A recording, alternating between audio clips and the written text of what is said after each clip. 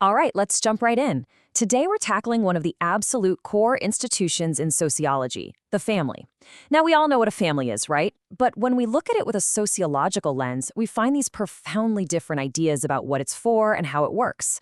We're going to explore three of the biggest perspectives. First up, functionalism, which sees the family as this essential pillar holding society up. Then we'll get into Marxism, which has a much more critical take, seeing it as a tool for capitalism. And finally, feminism, which analyzes the family as a major site of gender inequality. So let's get started. So here's our roadmap for this explainer. We're going to build this up logically. We'll start with the basics, defining what we even mean by family and marriage. Then we'll dive deep into each of those three big theories: functionalist, Marxist, and feminist. And to wrap it all up, we'll get into the really crucial skill of evaluating these ideas and seeing how they apply to all the changes happening in family life today. Okay, section 1. First things first. Before we can start analyzing and critiquing the family, we have to be super clear on what we're actually talking about. In sociology, getting our definitions right is absolutely key. So let's lock down these core concepts. Now, this slide shows just how much variety there is, and you need to know these terms precisely. You've probably heard of the nuclear family, right?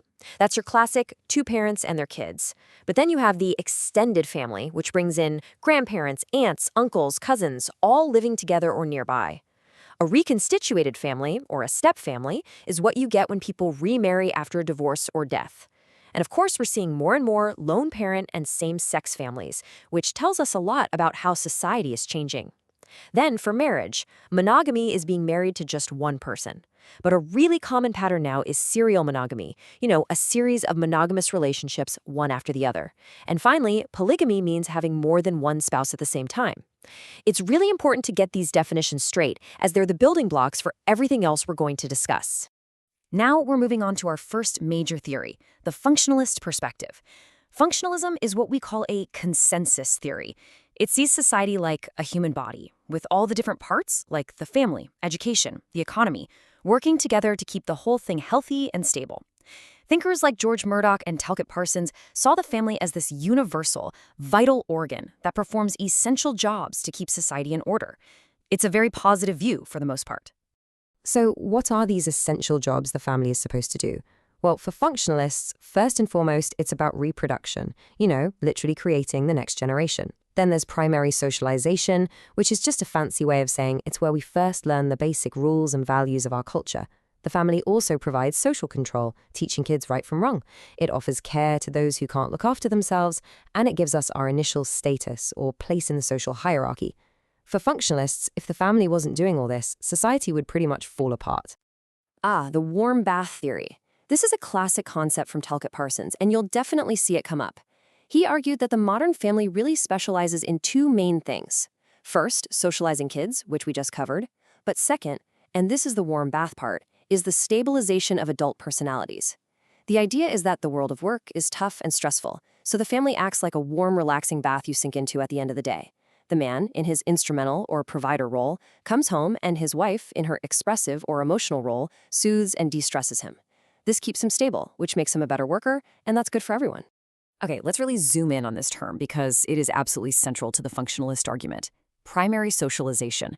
This is the very first and most important stage of learning how to be a person in your society. It all happens inside the family, where a baby learns language, rules, what's right, what's wrong, the absolute fundamentals. For functionalists, this isn't just about teaching kids manners. It's about building society's shared culture right into their personalities, which is what creates social order. All right, time to flip the script completely. We're moving from a consensus theory to a conflict theory. The Marxist perspective, coming from Karl Marx and Friedrich Engels, is a radical critique. Marxists argue that society is divided into a powerful ruling class and an exploited working class. And institutions like the family, they're not there for the good of everyone. Instead, they're part of what Marx called the superstructure, designed by the economic base to keep the capitalist system taking over and the rich in power. So how exactly does the family do capitalism's dirty work? Well, Marxists point to a few key things. First, it produces the next generation of workers for free. Capitalists don't have to pay for that. Second, through socialization, it teaches kids to accept hierarchy. Obey your father becomes obey your boss. It also keeps workers in line. If you've got a family to feed, you're way less likely to go on strike and risk your job. And maybe most importantly, as Engels argued, the family, with its inheritance system, is the perfect tool for making sure private property and wealth stays in the hands of the ruling class, generation after generation. This slide really nails another huge Marxist idea. Before industrial capitalism, the family was basically a mini factory, a unit of production. Everyone, kids included, worked on the farm or in the family workshop to make what they needed. But capitalism flipped that. Now, the family is a unit of consumption. We go out to work for wages, and then we come home and spend those wages on all the stuff the capitalist factories are pumping out. The family becomes this crucial marketplace that capitalists need to keep making profits. Okay, on to our second conflict theory. Now, feminism agrees with Marxism that the family isn't always this happy, harmonious place. They see conflict and oppression too.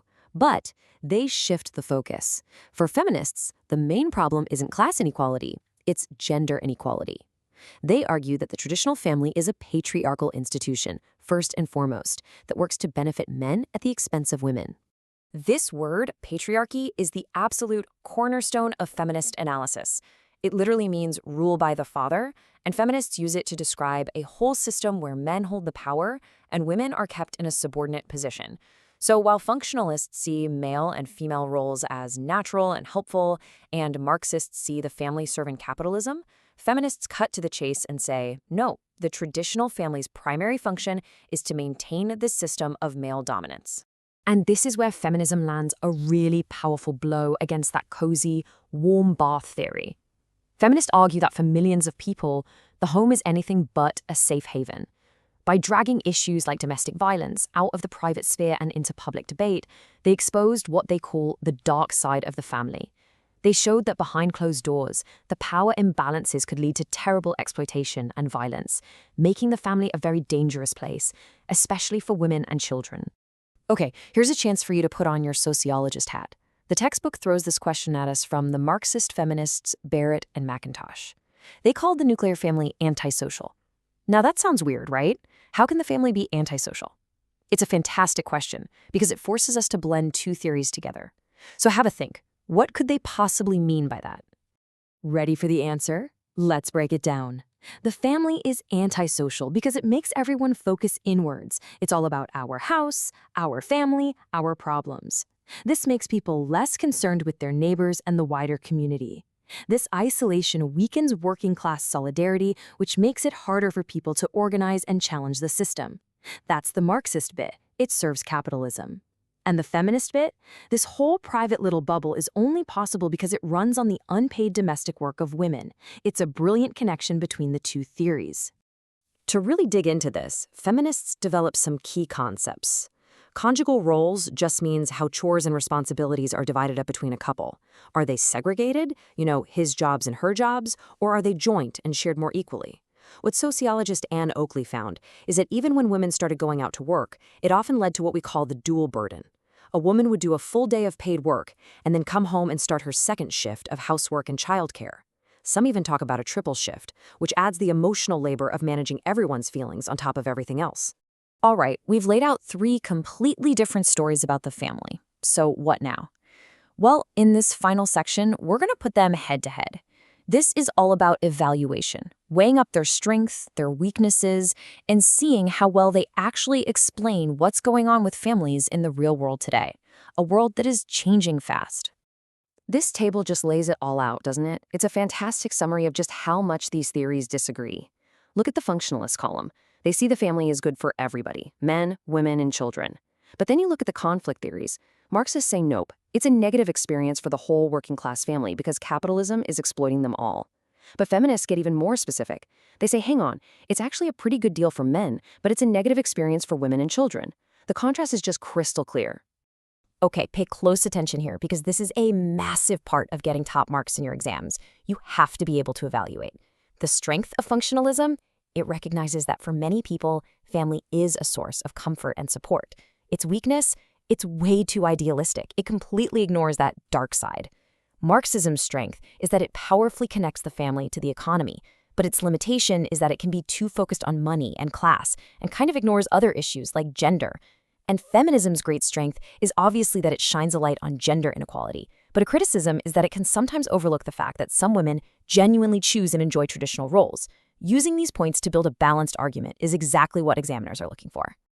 Now, we can't just talk about theories in a vacuum. We have to look at the data, at what's actually happening in the real world. That's where demography comes in. It's the study of populations. And trust me, things like birth rates and life expectancy aren't just boring numbers. They have a huge direct impact on the families we all live in. This chart tells a really big story in just a few bars. All over the world, death rates are falling. People are living longer. At the same time, especially in developed countries, birth rates are also falling. People are having fewer kids. So what happens when people live longer and have fewer children? Simple. The average age of the population goes up. We're becoming an aging society, and that creates massive new challenges for families. So you might be wondering, why are we living so much longer all of a sudden? It's not one single thing. It's a combination of incredible achievements in public health. We have cleaner water and better sewage systems. We have amazing advances in medicine and vaccines that have wiped out diseases. Work is generally safer than it used to be, and people have better access to healthcare and education. Put it all together, and you get one of the biggest shifts in human history, one that's totally reshaping family life. And all of this demographic change has created this very modern phenomenon, this sandwich generation. Think about it. It describes people, usually in their 40s or 50s, who are literally sandwiched between two huge responsibilities.